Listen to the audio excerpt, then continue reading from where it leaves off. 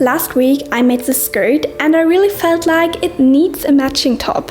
So I tried some options to see what looks balanced, and I really like to have sleeves, the snug fit of a top, and I want it to be as adjustable as the skirt. So no zippers or buttons. The top I came up with in the end has a square neckline, some puffy sleeves and 3 ties in the back. I am very excited to sew this top, and if you want to sew along, you're gonna need some normal cotton fabric and matching thread. I'm going to use this fabric, which is a thrifted bedsheet from IKEA. To make my life a little easier, I'm gonna be using this pattern by Vicky Sews for the bodice, and I also linked a similar one that is free in the description. For the sleeve, I made a puff sleeve pattern by tracing a t-shirt sleeve and changing it up a little, like I showed in the Dorothy video.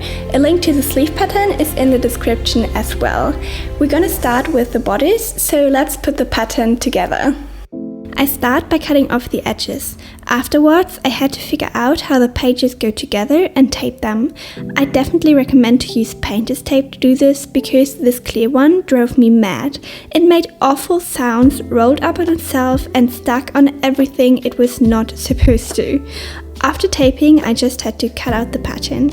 The front piece is gonna stay as it is, and on the back piece I eyeball a curve from the edge of the neckline towards the waistline and cut off the excess. This way there is enough room to create the ties.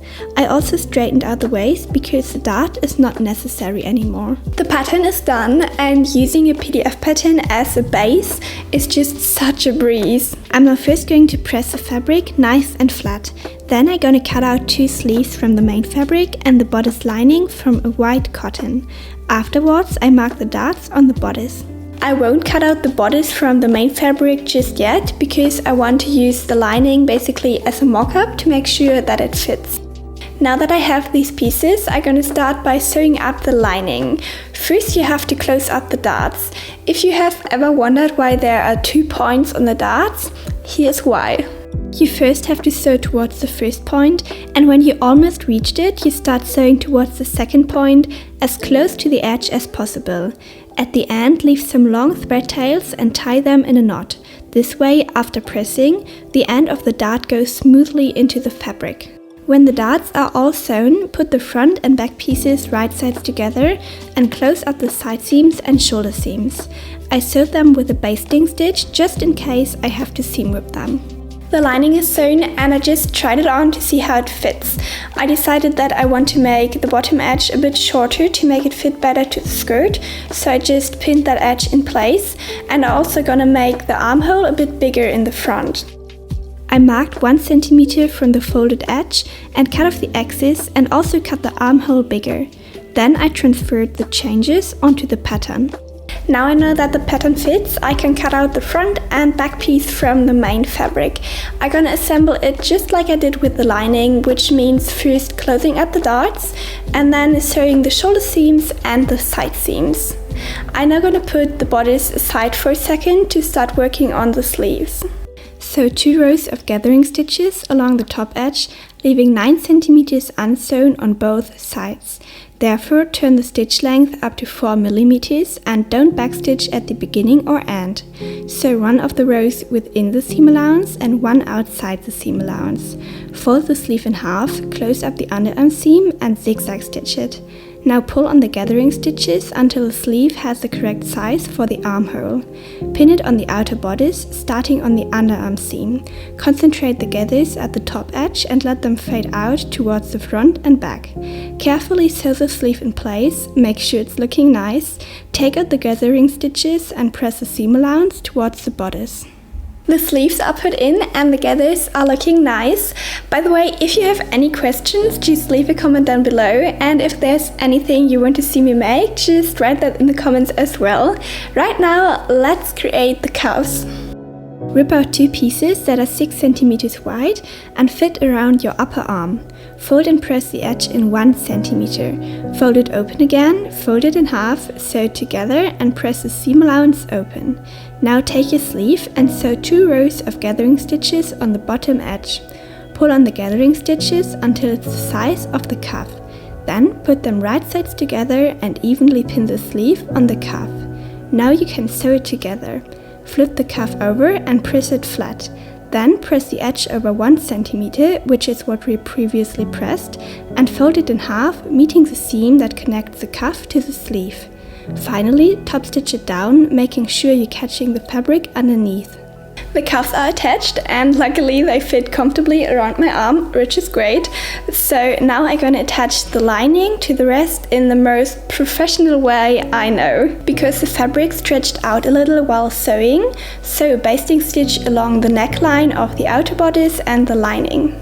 Then very gently pull on the threads to slightly gather it up.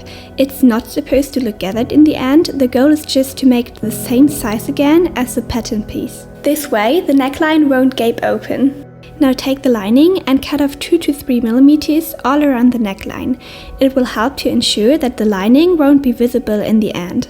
In the 2 corners in the front I cut a curve like this and not an edge like this, to make the edge of the lining the same length as the one of the outer bodice.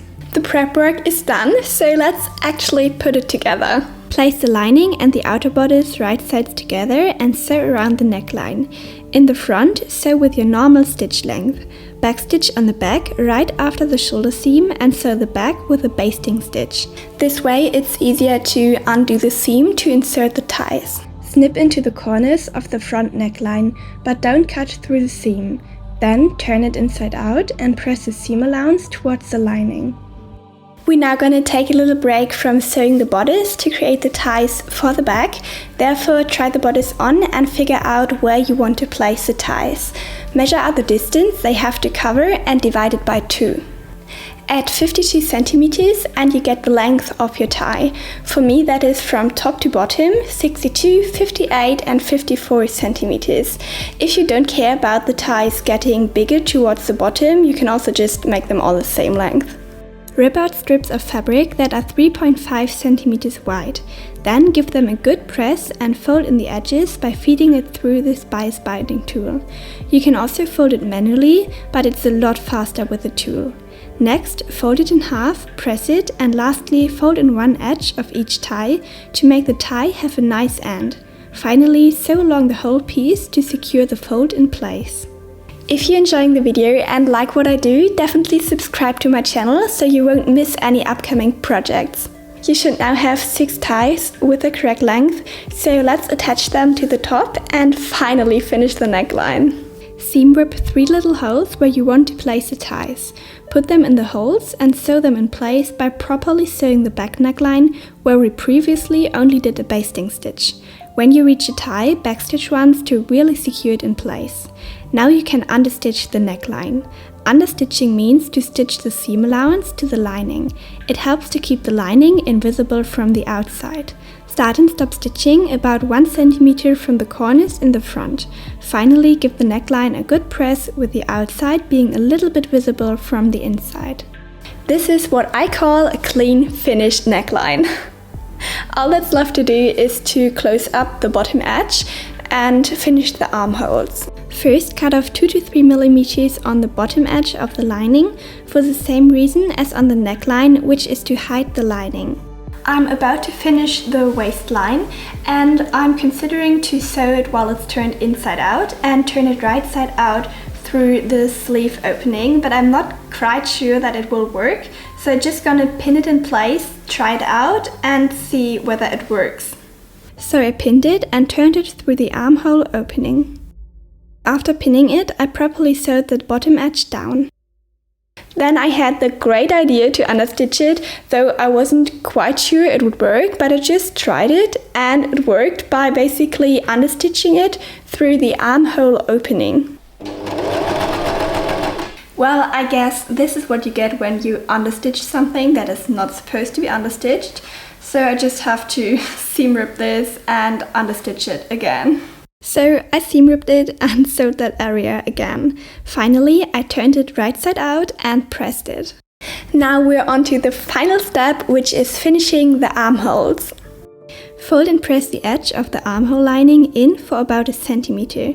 I also cut the seam allowance a little smaller to make it fold over easier. Then pin the armholes together, make sure everything is lying nice and flat and hand sew it in place. And I want to be honest with you guys, after the shots on the table, I continued sewing on the couch. It is finished!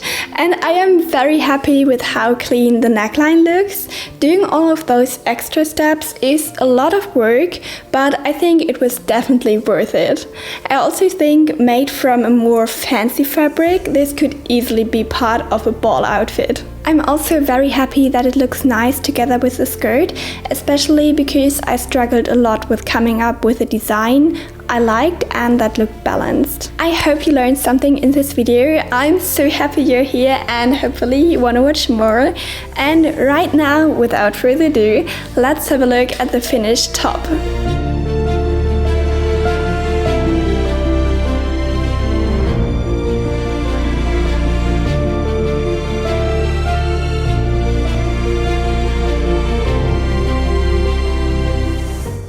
I hope you like watching my videos, and if you want to see me make another top, you can watch this one where I make a cute corset top. If you want to make the matching skirt to this top, go check out this video where I explain how to make a ruffle web skirt. See you!